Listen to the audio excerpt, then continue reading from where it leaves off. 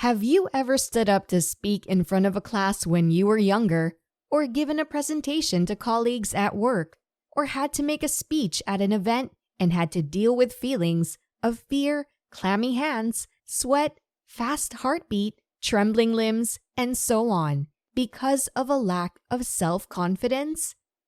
Well, I have, and it's not pleasant.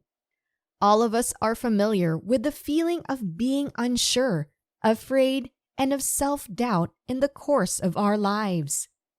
In today's video, we'll take some time to examine what self-confidence is and discover some ways to boost it.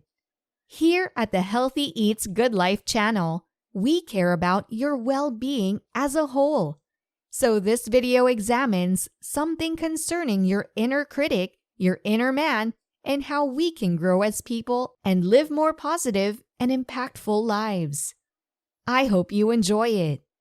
But first, make sure to like this video, subscribe to our channel, and click the notification bell for new updates. Done that? Let's get right into it. Confidence is a state of being clear-headed, either that a prediction is correct or that a chosen course of action is the best or most effective. Confidence comes from the Latin word fidere, which means to trust. Therefore, having self-confidence is having trust in oneself and one's own abilities. Arrogance or hubris, in comparison, is the state of having unmerited confidence. That is, believing something or someone is capable or correct when they are not. Overconfidence or presumptuousness is excessive belief in someone succeeding without any regard for failure. Confidence can be a self-fulfilling prophecy, as those without it may fail or not try because they lack it, and those with it may succeed because they have it rather than because of an innate ability. Self-confidence, on the other hand, is an attitude about your skills and abilities. It means you accept and trust yourself and have a sense of control in your life. When you have self-confidence, you believe in yourself and you know what you can achieve. You know your personal potential. You know your strengths and weaknesses well and have a positive view of yourself. You set realistic expectations and goals, communicate assertively, and can handle criticism. On the other hand, low self-confidence might make you feel full of self-doubt, be passive or submissive, or have difficulty trusting others. You may feel inferior, unloved, or be overly sensitive to criticism. Feeling confident in yourself might depend on the situation. For instance, you can feel very confident in some areas, such as academics, but lack confidence in others, like relationships. Having high or low self-confidence is rarely related to your actual abilities and is mostly based on your perceptions. Perceptions are the way you think about yourself, and these thoughts can be flawed. Low self-confidence might stem from different experiences, such as growing up in an unsupportive and critical environment, being separated from your friends or family for the first time, judging yourself too harshly, or being afraid of failure. Self-confidence is not motivation, but it plays a factor in what one perceives when they're capable of performing. Low confidence makes it less likely that a person will initiate action and more likely that a person will not initiate it because they doubt they can handle what needs to be done. Even with skill and motivation, without confidence, goals are not likely to be met. The mindset that an individual has towards their goals has influence by self-confidence as well as to mediate the relationship between goals, intentions, and motivation.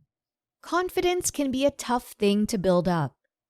As this is often directly related to your skills and abilities, one of the most obvious answers to the question of how to build self-confidence is to practice your skills.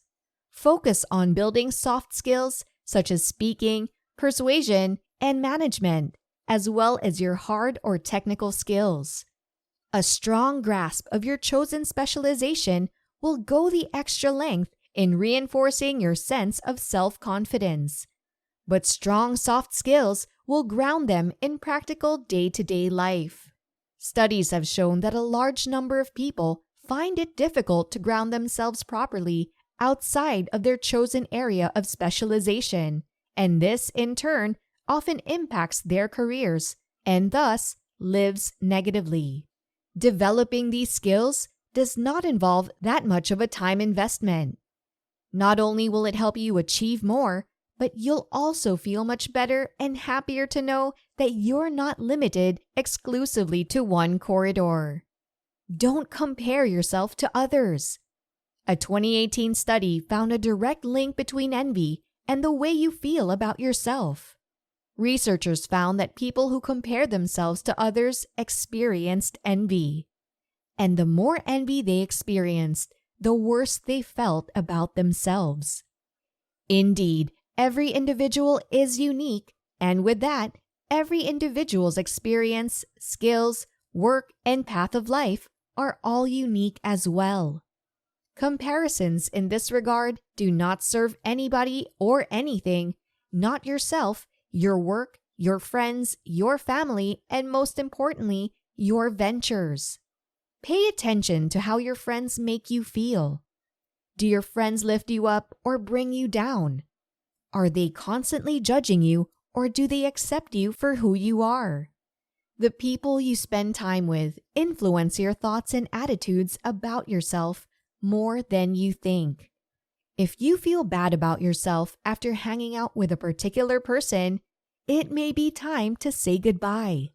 It's difficult to put into words how important it is to mix with the right group of people. Famed psychology professor Jordan Peterson has time and again stressed the importance of forming bonds with people who operate at your level or those who are smarter than you, but also amicable with you. The avenues of personal growth coming from friends supportive of you are infinite. Practice self-care. It's hard to feel good about yourself if you're abusing your body. If you appreciate self-care, you know that you're doing something positive for your mind, body, and spirit, and you'll feel more confident. Eat healthily, meditate, relax when you need to, read a book, and most importantly, get enough sleep. Doing exercise can also greatly help boost your self-image and build endurance. Studies have shown that practitioners of martial arts that are demanding on the body score high in mental focus, clarity of thought, and self-confidence. Self-compassion. Don't be too hard on yourself.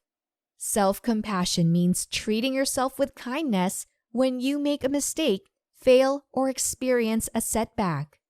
It's a way of relating to yourself that allows you to become more emotionally flexible and better able to navigate challenging emotions and enhance your connection to self and others.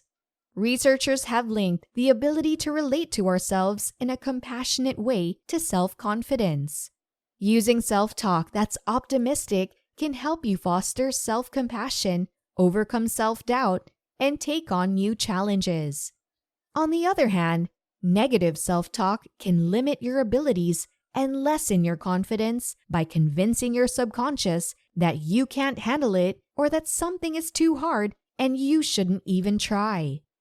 The next time you begin to think that you have no business speaking up in a meeting or that you are too out of shape to work out, remind yourself that your thoughts aren't always accurate. Finally, stop putting things off until you feel more confident. The best way to build your confidence is by facing your fears head on. If you're afraid you'll embarrass yourself or think that you're going to mess up, try it anyway. Tell yourself it's just an experiment and see what happens. Please share your thoughts in the comments section below. Remember to like and share this video, subscribe to our channel, and click the notification bell for new updates. See you again next time.